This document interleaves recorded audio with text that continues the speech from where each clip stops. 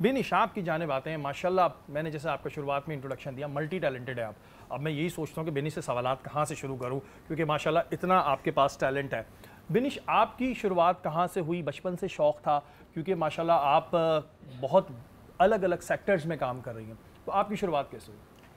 I started, like I always wanted to become a hairdresser. Okay. Because میرا passion جو ہے وہ hair تھا. ٹھیک ہے. And پھر I system make up and all. اچھا گھر والوں کو کچھ زیادہ سمجھ نہیں آتا تھا یہ, because you know is in every household ہمارے یہاں یہ کنسیڈر کیا جاتا ہے کہ اگر آپ کے پاس کوئی ڈگری ہے, آپ ڈاکٹر ہیں, وکیل ہیں, MBA کیا ہوا ہے, تو یہ آپ کا پروفیشن ہے. تو اسی طرح ہر ماں باپ چاہتے ہیں کہ بھئی آپ پہلے ڈگری کریں, اور آرٹس اور اس طرح کی جو اسکل بیسڈ تعلیم ہوتی ہے اس کو ایز سچ تعلیم کی وہ ویلیو نہیں دی جاتی, جبکہ وہ بھی ایک you know it plays a big role.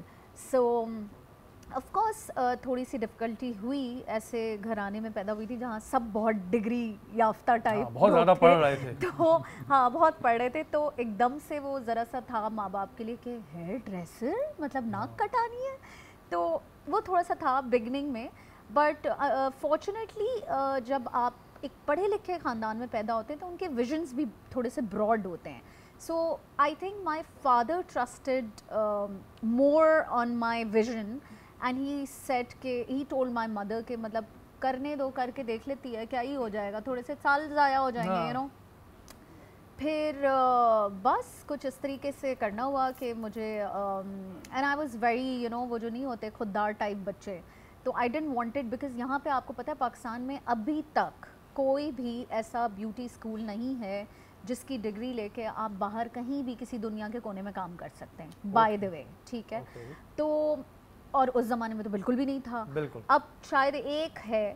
تو میں نے سوچا کہ کیا کیا جائے, اب جانا تو پڑے گا ملک سے باہر, لیکن ماں باپ کے تو بڑے پیسے خرچ ہو جائیں گے اور وہ بھی نہیں کرنے, یو نو, بیکاز کیونکہ آپ ابھی خود بھی کنفیوز ہوتے ہو. You know I am from a middle class family, تو کسی بھی مڈل کلاس فیملی کے لیے اپنے بچے کو باہر بھیجنا ڈالرز میں یا یو نو یوروز میں پڑھائی افورڈ کرنا ایون ناؤ اتنا مشکل ہے, تو اس زمانے میں تو خیر پھر بھی. تو I decided کہ میں نے اپنی پڑھائی کا خرچہ خود اٹھانا ہے. Great. And I got the scholarship and I got my admission done in Germany in a hair school.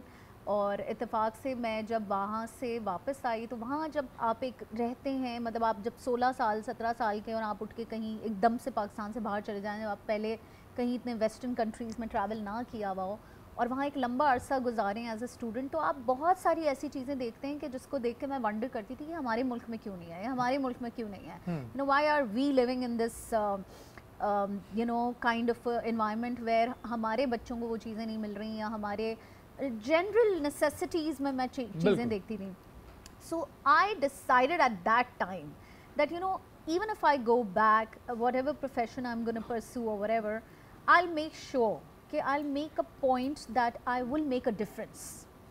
And that is why جب آپ نے کہا نا کہ versatility in my field, کہنے کو تو میں ایک ہیئر ڈریسر اور میک اپ آرٹسٹ کا کورس کرنے گئی تھی, لیکن میں نے سوچا واپس آ کے کہ اگر میں نے ہر گلی کے سالون کی طرح ایک سالون کھول لیا اور میں نے صرف اسی ویژن کے ساتھ کام کیا, تو میں شاید اپنی پاکٹس تو بھر لوں گی, لیکن it's not gonna make me proud to make my name so big. صحیح ہے, اور پھر وہ ایک لمیٹڈ ویژن ہو جاتا ہے, لمیٹڈ ویژن, جو کہ میرا کبھی بھی نہیں تھا, بچپن سے نہیں تھا. یو نو کچھ بچے جو ہے وہ تھوڑے سے آرٹسٹک ہوتے ہیں, ان کے ویژنس بھی ڈفرینٹ ہوتے ہیں اور وہ دوسرے بچوں سے ڈفرینٹ بھی ہوتے ہیں, and I was always that kind of a child.